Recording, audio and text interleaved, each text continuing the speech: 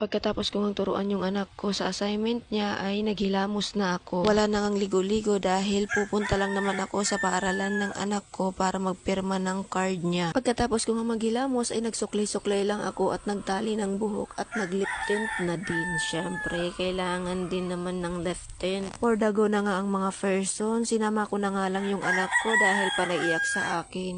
Balik ka din, sipit anak.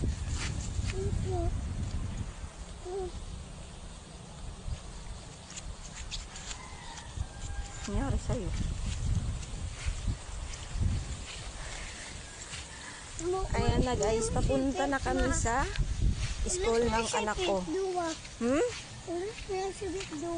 Siyempre, mababasa talaga yan. Tingnan mo naman yung daanan natin, di ba anak? Pupunta na kami sa paaralan ng anak ko.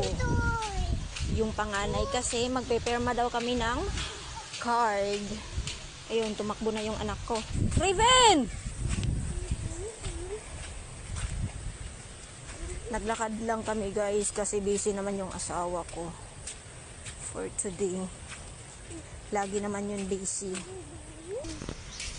Ay guys, ang sarap ng hangin dito guys. Tingnan nyo oh. Ang fresh ng mga dahon, ang fresh ng hangin. Kaya ang sarap dito dumaan, oh. Masarap dito dumaan pag hindi maputik. Buti na lang ngayon, guys, hindi masyadong maulan. Oh, tingnan niyo yung daan namin. Mas mabuti na kaysa nung unang week. Umaambon na nga, guys, kaya kailangan ko nang mag-aray. Sira ulo. Kailangan ko nang gumamit ng payong. Kasi nga umaambon na. Buti na lang yung anak ko ay may sombrero siya. Kaya okay lang na maambunan siya kasi may sombrero naman. Eh ako wala. Kaya kailangan ko kailangan kong labanan na hangin na to. Kahit ang lakas.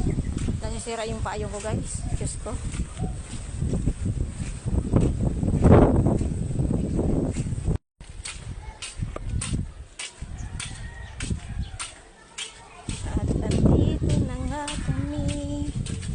Ayun guys, nandito na kami. Nakarating na din kami sa wakas.